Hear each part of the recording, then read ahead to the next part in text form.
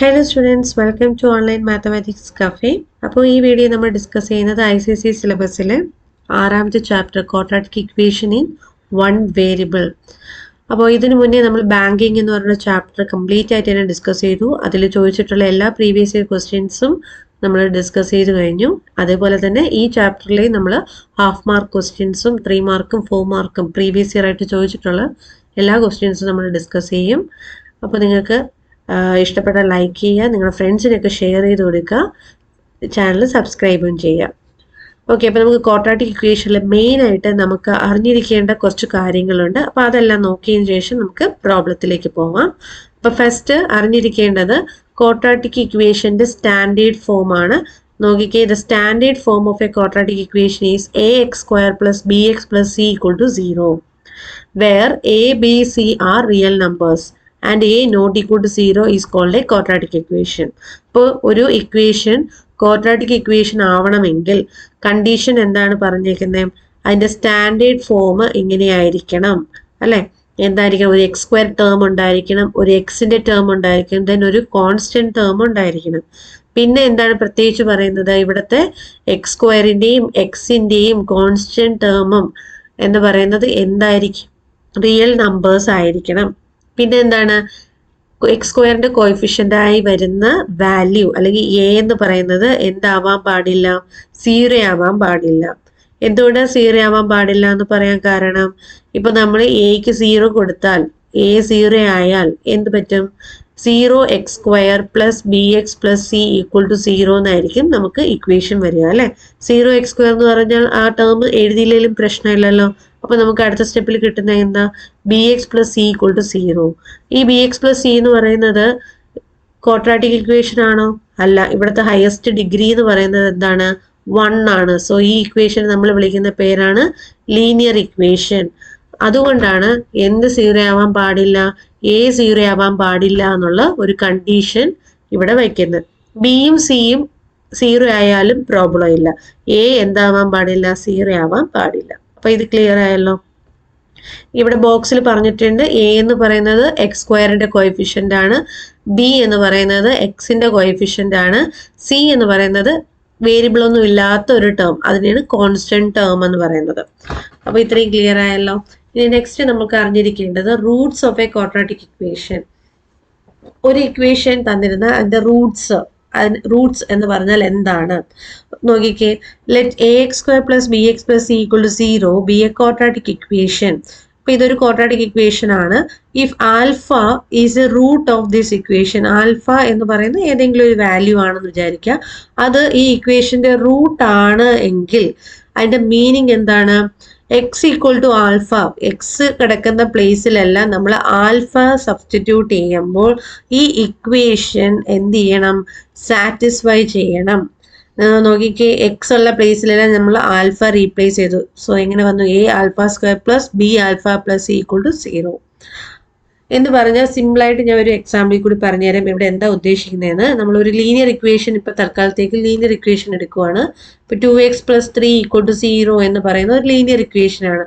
ഇവിടെ എക്സിന് ഏത് വാല്യൂ ഇട്ട് കൊടുക്കുമ്പോഴാണ് ഈ ഇക്വേഷൻ സാറ്റിസ്ഫൈ ചെയ്യുക? ഇപ്പൊ അത് നിങ്ങൾ ഓൾറെഡി പഠിച്ചിട്ടുള്ളതാണ് അല്ലെ. എന്ത് ചെയ്യും? 2x + 3 = 0 ആണെങ്കിൽ 2xനെ നമുക്ക് എങ്ങനെ എഴുതാം? ഈ +3 റൈറ്റിലോട്ട് പോകുമ്പോൾ -3 ആവും. ഇനി 2നെയും കൂടി റൈറ്റിലോട്ട് കൊണ്ടുപോകുമ്പോൾ x = -3/2 എന്ന് കിട്ടും അല്ലെ.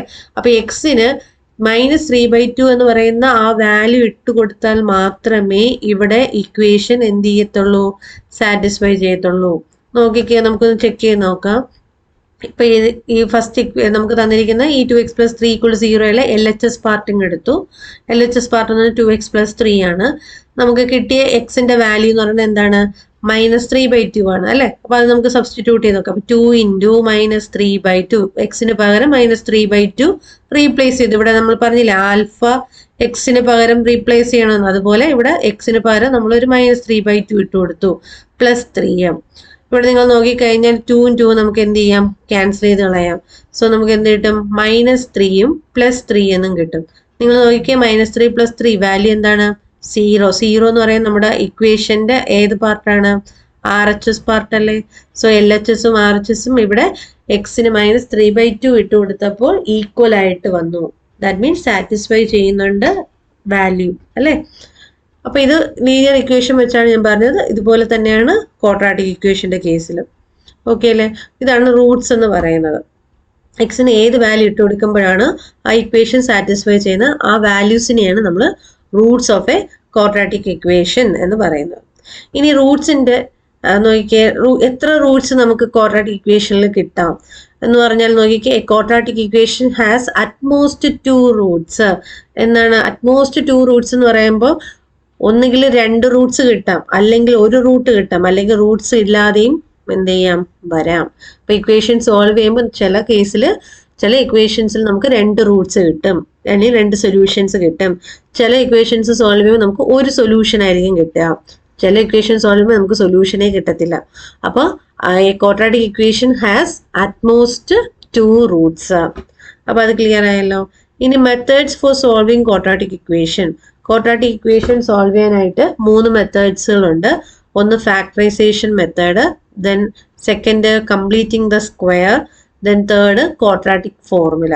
അപ്പൊ ഇതിൽ കംപ്ലീറ്റിംഗ് ദ സ്ക്വയർ നിങ്ങൾക്കില്ല, നിങ്ങൾക്ക് ഫാക്ടറൈസേഷൻ മെത്തേഡും ക്വാഡ്രാറ്റിക് ഫോർമുല യൂസ് ചെയ്തിട്ടുള്ളതുമാണ് നിങ്ങൾക്ക് ഈ ചാപ്റ്ററിൽ പഠിക്കാനായിട്ടുള്ളത്. അതിൽ ഫാക്ടറൈസേഷൻ ഓൾറെഡി നിങ്ങൾ പഠിച്ചിട്ടുള്ള കാര്യം തന്നെയാണ്, അതിൻ്റെ റിപ്പീറ്റേഷൻ തന്നെയാണ് ഇവിടെയും വരുന്നത്. ഓക്കെ അല്ലേ. അപ്പൊ നമുക്ക് എന്താണ് ക്വാഡ്രാറ്റിക് ഫോർമുല എന്നുള്ളത് നമുക്കൊന്ന് ഡിസ്കസ് ചെയ്യാം. അപ്പോൾ നോക്കിക്കേ, ഇത് നമ്മുടെ quadratic formula to find roots of ax² + bx + c = 0 is given by. ഇവിടെ നമ്മൾ എന്തിൻ്റെയാണ് റൂട്ട്സ് കാണുന്നത്? എയുടെയും ബിയുടെയും സിയുടെയും അല്ല, അവരെന്ന് പറയുന്നത് റിയൽ നമ്പേഴ്സ് ആണ്. ഇവിടെ നമ്മൾ കാണുന്നത് ഇവിടുത്തെ വേരിയബിൾ എന്ന് പറയുന്നത് ആരാണ്? വേരിയബിൾ എന്ന് പറയുന്നത് എക്സ് ആണ്. അപ്പൊ ഈ എക്സിന്റെ സൊല്യൂഷൻ നമുക്ക് കാണാനായിട്ടുള്ള ഫോർമുലയാണ് താഴെ കൊടുത്തിരിക്കുന്നത്. കണ്ടോ, നമുക്ക് 2 റൂട്ട്സ് കിട്ടും. ഒന്ന് പോസിറ്റീവ് ആയിട്ടുള്ള നോക്കിക്കേ, x is equal to minus, ഈ എക്സ് ആണ് ഇവിടെ പറഞ്ഞിരിക്കുന്നത് കേട്ടോ. X is equal to -b plus root of b² - 4ac/2a.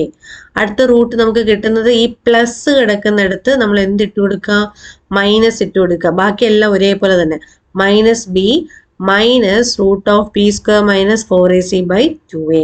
ഇത് രണ്ടിനെയും കൂടെ ഒരുമിച്ച് നമുക്ക് എഴുതാം കേട്ടോ. X is equal to -b, ഈ പ്ലസിനെയും മൈനസിനെയും ഒരുമിച്ചാക്കുമ്പോൾ പ്ലസോ minus root of b² - 4ac/2a. ഈ ഒറ്റ ഫോർമുലയായിട്ട് നിങ്ങൾക്ക് എഴുതാം, അല്ലെങ്കിൽ സ്പ്ലിറ്റ് ചെയ്തും എഴുതാം. ഇതാണ് എൻ്റെ ക്വാഡ്രാറ്റിക് ഫോർമുല എന്ന് പറയുന്നത്. ഓക്കെ അല്ലേ. അപ്പൊ എക്സിന്റെ വാല്യൂ റൂട്ട് കാണാനായിട്ട് നമ്മൾ യൂസ് ചെയ്യുന്ന ഫോർമുലയാണ് -b പ്ലസോ minus root of b² - 4ac/2a. ഇനി ഇതിൽ റൂട്ടിന്റെ അകത്ത് കിടക്കുന്ന ഒരു എക്സ്പ്രഷൻ ഉണ്ടല്ലോ, b² - 4ac, ഇവനെ പറയുന്ന പേരാണ് ഡിസ്ക്രിമിനന്റ്. എന്താ പറയുന്നത്? ഡിസ്ക്രിമിനന്റ്.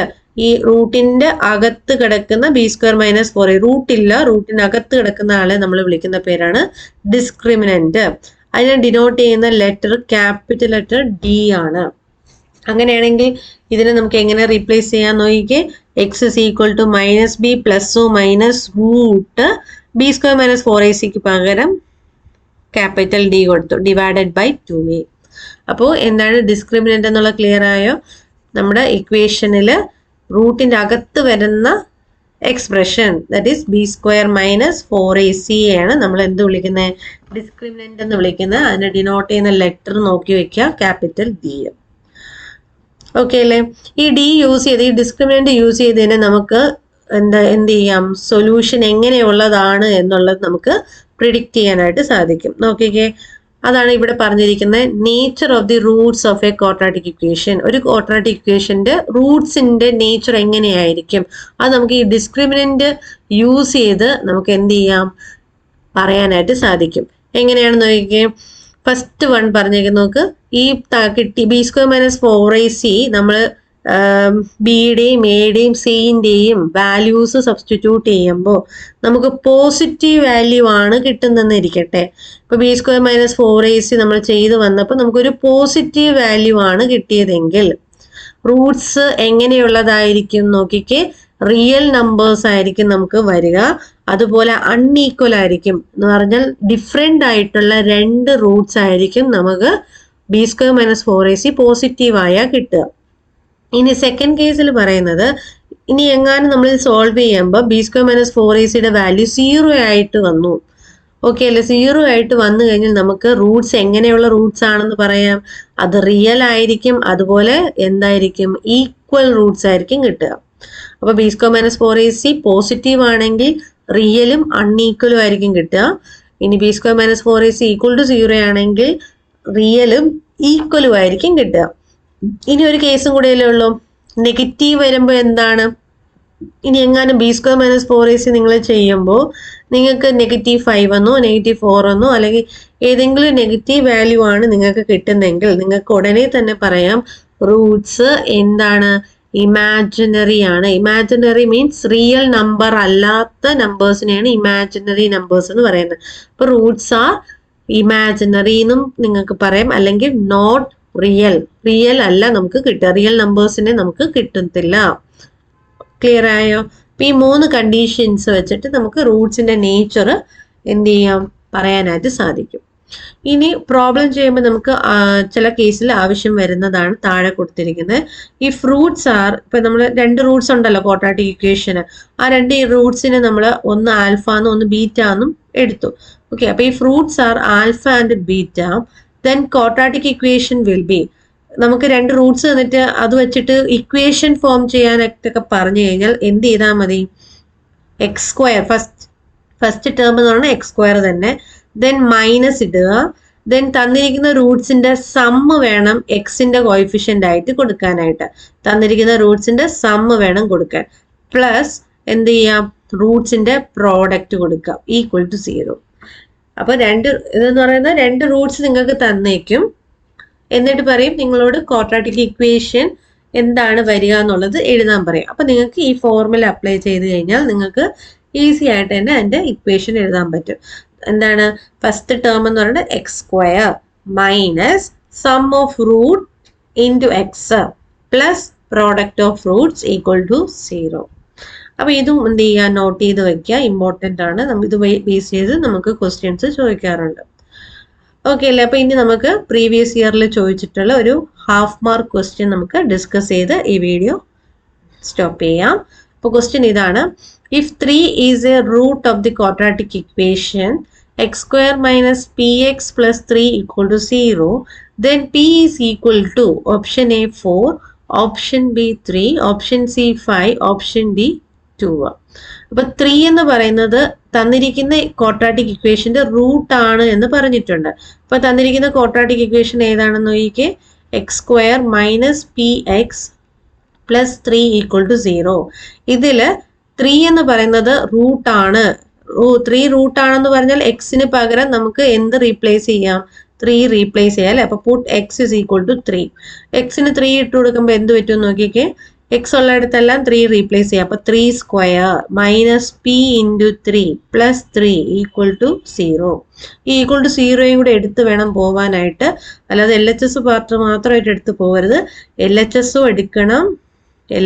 എടുക്കണം, നമ്മുടെ RHS പാർട്ടും എടുത്ത് വേണം കണ്ടിന്യൂ ചെയ്യാൻ, അല്ലെങ്കിൽ നമുക്ക് പിയുടെ വാല്യൂ കിട്ടത്തില്ല. അതുകൊണ്ട് ഇനി 3 സ്ക്വയർ എന്ന് പറയുമ്പോൾ 9 വരും, മൈനസ് p ഇൻറ്റു 3 ചെയ്യുമ്പോൾ 3p പ്ലസ് 3 ഈക്വൽ ടു 0. ഇനി 9ഉം പ്ലസ് 3യും കൂടെ നമുക്ക് കമ്പൈൻ ചെയ്യാം.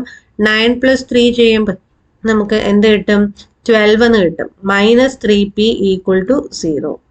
അടുത്ത സ്റ്റെപ്പിൽ നോക്കിക്കേ, ഈ മൈനസ് 3p റൈറ്റിലോട്ട് ഞാൻ കൊണ്ടുപോവുകയാണ്. അപ്പൊ 12 equal to 3p, positive 3p ആവത്തില്ലേ റൈറ്റിലോട്ട് കൊണ്ടുപോകുമ്പോ. ഇനി എന്താ, പിയുടെ വാല്യൂ അല്ലേ നമുക്ക് വേണ്ടേ. അപ്പൊ p ഈക്വൽ ടു 3നെ നമുക്ക് ലെഫ്റ്റിലോട്ട് കൊടുത്തു കഴിഞ്ഞാൽ p ഈക്വൽ ടു എന്ത് കിട്ടും, 12 ഡിവൈഡഡ് ബൈ 3 എന്ന് കിട്ടും. സോ p ഈക്വൽ ടു 4 എന്ന് കിട്ടും. അപ്പൊ പിയുടെ വാല്യൂ എന്ന് പറയുന്നത് എന്താ കിട്ടിയ, ഓപ്ഷൻ എ ആണ്, 4. അപ്പൊ ഈ ക്വസ്റ്റ്യൻ ക്ലിയർ ആയല്ലോ. ഇതൊരു ഹാഫ് മാർക്ക് ക്വസ്റ്റ്യൻ ആണ്, പ്രീവിയസ് ഇയർ ക്വസ്റ്റ്യൻ ആണ്. അപ്പൊ നന്നായിട്ട് മനസ്സിലാക്കി വെക്കാം. Okay, thank you.